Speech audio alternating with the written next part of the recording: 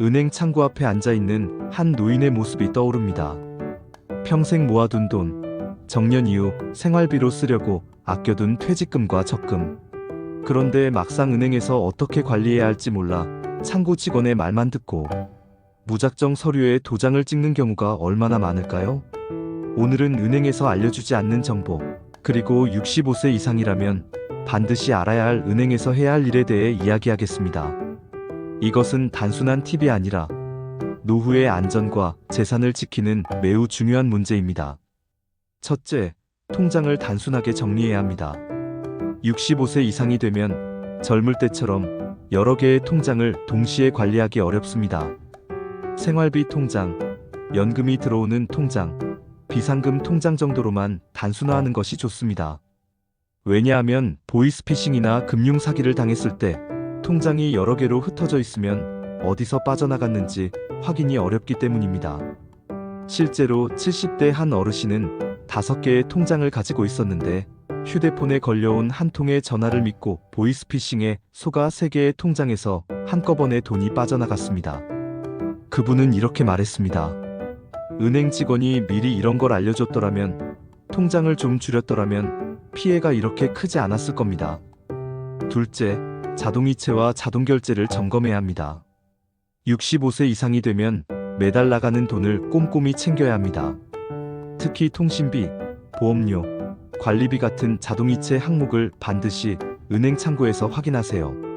쓸모없는 보험, 이미 해약해도 되는 자동결제 서비스가 여전히 빠져나가는 경우가 많습니다. 어떤 어르신은 한 달에 3만 원씩 10년 동안 사용하지 않는 인터넷 서비스 요금을 계속 냈습니다. 10년이면 360만 원, 적지 않은 돈입니다. 은행에서는 자동이체 내역을 하나하나 알려주지 않습니다.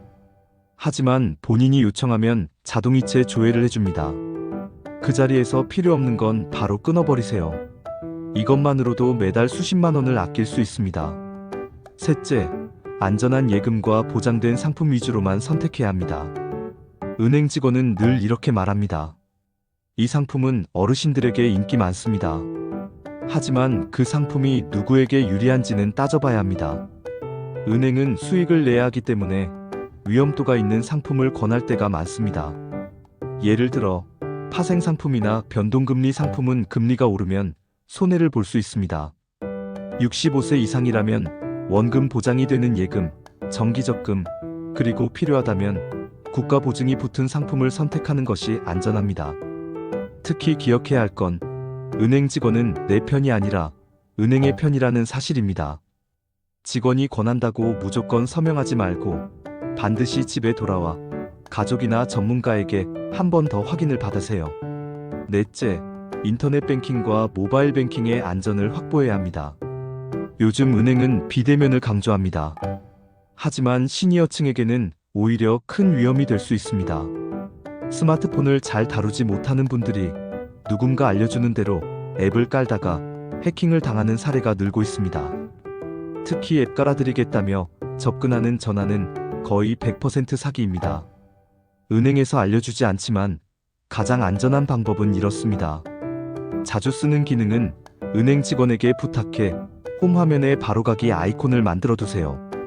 그리고 비밀번호는 절대 가족 외에는 알려주지 마세요. 혹시라도 누군가 공인인증서 깔아드리겠다는 말로 접근하면 바로 전화를 끊어야 합니다. 다섯째, 연금 통장을 분리해서 관리해야 합니다. 국민연금이나 기초연금이 들어오는 통장은 반드시 생활비 통장과 분리하세요. 연금이 들어오는 통장은 건드리지 않고 자동이체나 결제도 걸어두지 않는 것이 좋습니다. 왜냐하면 사기 피해가 생겼을 때 생활비 통장은 막히더라도 연금 통장은 안전하게 남아있어야 하기 때문입니다. 실제로 68세 남성 한 분은 보이스피싱으로 생활비 통장이 막혔지만 다행히 연금 통장을 분리해둔 덕분에 최소한의 생활은 유지할 수 있었습니다. 그분은 이렇게 말했습니다. 은행 직원이 처음에 연금 통장은 따로 쓰라고 알려줬더라면 마음이 훨씬 편했을 텐데요. 여섯째, 상속과 증여 계획을 미리 세워야 합니다. 65세 이상이면 이제는 상속 문제를 생각해야 합니다. 자녀들 간의 다툼을 막으려면 은행에 있는 예금과 적금을 미리 정리하고 필요한 부분은 증여하는 것도 방법입니다. 은행 직원은 이런 조언을 잘하지 않습니다. 왜냐하면 상속, 증여는 민감한 문제이기 때문이죠.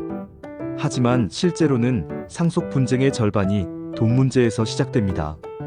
예를 들어 어떤 어르신은 아들 계좌에 생활비 명목으로 매달 돈을 넣어주다가 결국 나중에 자녀들끼리 다툼이 생겼습니다. 그건 생활비였어 아니야, 증여야 라는 다툼이 이어졌죠. 이런 일을 피하려면 반드시 은행 직원과 상의해서 상속, 증여 기록을 남겨두는 것이 중요합니다. 일곱째, 꼭 필요한 은행 서비스만 사용하세요. VIP 라운지, 투자 설명회, 각종 이벤트, 이런 것들은 시니어 고객을 끌어들이기 위한 장치일 뿐입니다. 정작 중요한 건 내 돈을 안전하게 지키는 것입니다. 은행은 절대 무료로 뭔가를 주지 않습니다. 언제나 그 속에는 이익 구조가 숨어 있습니다. 이 정도 혜택은 괜찮지 않을까? 라고 생각했다가 필요 없는 상품에 가입하는 경우가 많습니다. 꼭 필요한 계좌, 꼭 필요한 카드, 꼭 필요한 서비스만 남기세요. 여덟째, 은행 상담 기록을 남겨야 합니다. 65세 이상 고객은 금융소비자보호법에 따라 상품 가입 과정이 녹취되거나 문서로 남겨져야 합니다. 그럼에도 불구하고 일부 은행은 형식적으로만 설명하고 빠르게 넘어가는 경우가 있습니다. 이럴 때는 반드시 물어보세요. 설명 다 하신 거 맞죠? 제가 나중에 불이익을 받으면 책임지실 수 있나요? 이렇게 물어보면 태도가 달라집니다. 그리고 상담 내용을 반드시 기록해 두세요.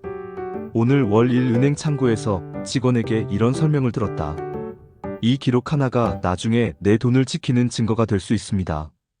여러분, 은행은 언제나 친절한 미소로 다가옵니다. 하지만 그 미소 뒤에는 반드시 은행의 이익이 숨어 있습니다. 65세 이상이라면 이제는 더 이상 남의 말만 믿고 도장을 찍어서는 안 됩니다. 내 돈은 내가 지켜야 합니다. 은행에서 알려주지 않는 정보는 생각보다 많습니다. 하지만 오늘 말씀드린 것들을 기억한다면 여러분의 노후 자산은 훨씬 안전해질 것입니다. 오늘부터 은행에 가면 이렇게 하세요. 통장을 단순하게 만들고 자동이체를 정리하고 연금 통장을 분리하세요. 위험한 상품은 과감히 거절하고 상담 내용을 기록하세요. 이 작은 실천이 평생의 노후를 지켜줍니다. 정리하겠습니다. 65세 이상이라면 은행에서 반드시 해야 할 일은 바로 내 자산을 안전하게 지킬 준비입니다. 은행은 절대 먼저 알려주지 않습니다. 그러나 내가 알고 준비한다면 누구보다 든든한 노후를 보낼 수 있습니다. 오늘 영상이 도움이 되셨다면 좋아요와 구독을 눌러주시고 주변의 부모님, 지인들에게도 꼭 공유해주세요. 여러분의 작은 관심이 누군가의 소중한 자산을 지켜줄 수 있습니다.